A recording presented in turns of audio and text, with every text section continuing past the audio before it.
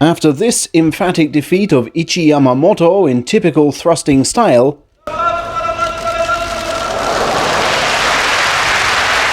young Naya convinced us that this would be his last aisle walk in a cotton belt. 6 wins from 7 in November had more than earned the right to a silk one, seemingly forevermore. But the 33 top division titles claimed by his relatives bring huge pressure, as does his new ring name, Oho, taking the Ho from Yokozuna grandfather Taiho. And, whereas the pandemic put paid to most wrestler promotion events, his most surely survived, seeing him flown up to Hokkaido mid-December for red carpet treatment, TV interviews, little social distancing, and a huge maskless group photo. An awful lot of hope then to carry for a mere 20-year-old needing 16 months to climb just the top 10 ranks of Division 3. With a choice of gorgeous ceremonial aprons already, did Oho mount the dohyo as a salaried wrestler for the first time.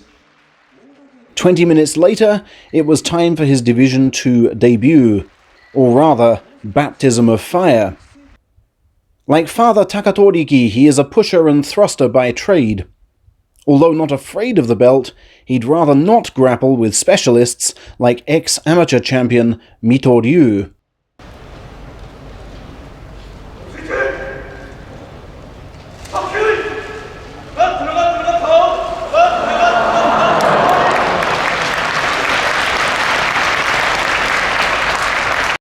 Oho confessed to not expecting that face slap, blaming it for the upset rhythm and lack of power output. On day 2, he had further trouble with a moving target.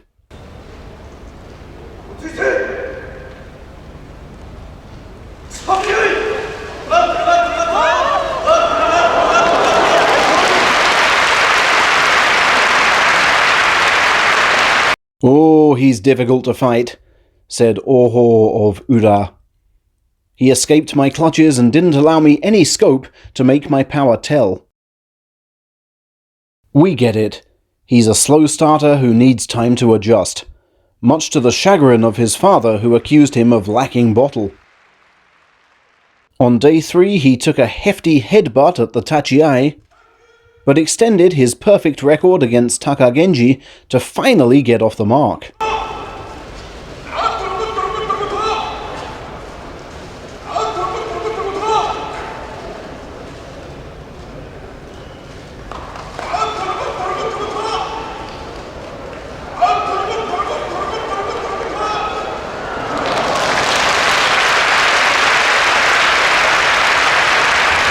He credited the win to a better pre-match warm-up, not letting his body cool down as on previous days. And he looked just as lively on day 4, driving his Saitama Sakai senior by some 12 years, Jo Koryu, back to the rope before getting parried off balance. The next day, Oho looked better still.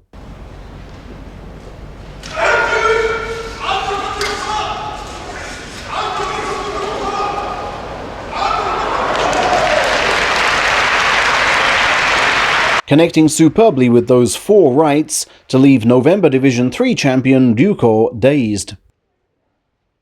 But facing another newly promoted man on day 6,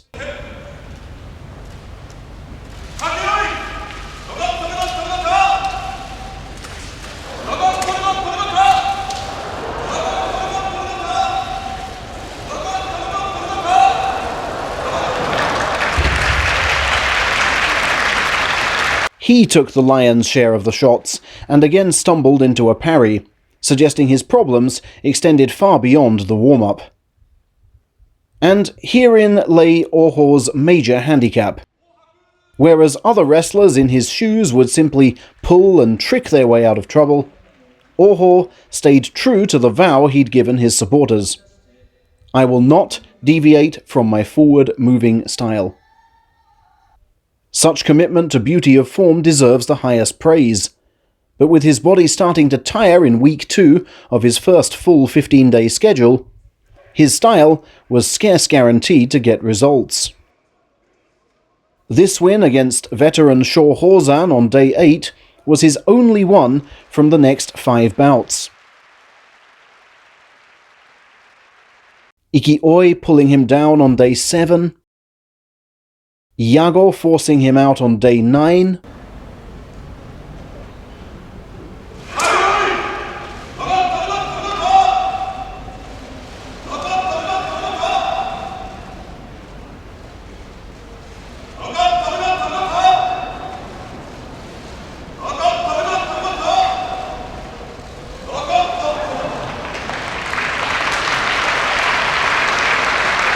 Daisho Maru making him overcommit on the anniversary of Taiho's death,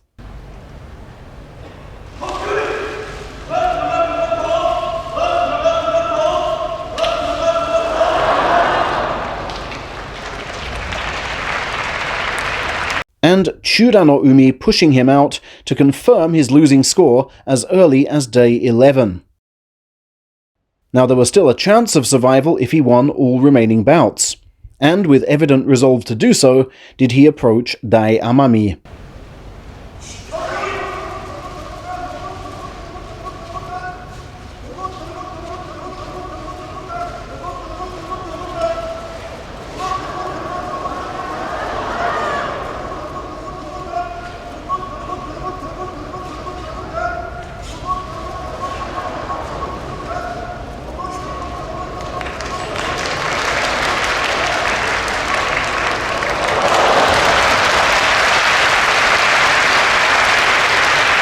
We can surely agree Oho showed tremendous scooping strength with that inside right there, the key to the win.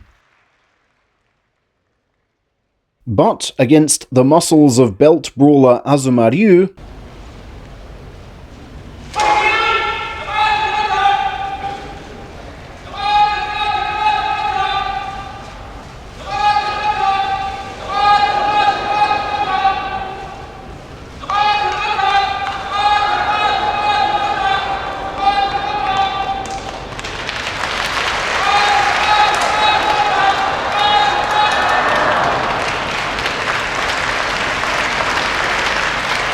even that inside scoop wasn't enough. And although the judges queried the fate of Azuma Ryu's left foot, here it was found to have stayed in, and Oho's re-demotion was sadly confirmed.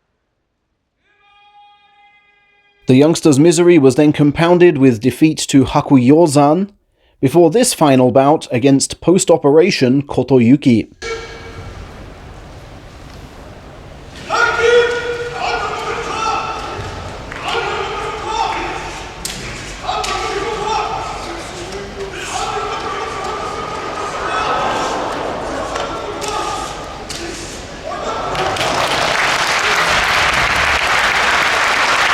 And Oho took his time to earn the consolation win over a visibly weakened foe.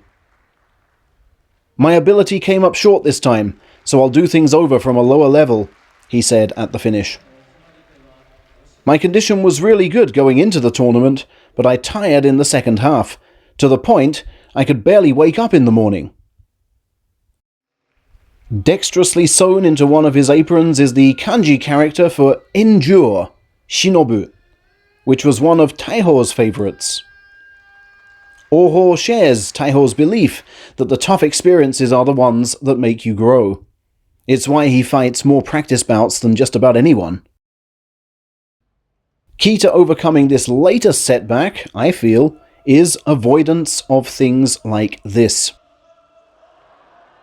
Find a way not to fall forwards against the likes of Daisho Maru, perhaps with firmer encroachment and an outside clamp, and he could catch high school rivals Kotoshoho and Hoshoryu far sooner than they currently expect.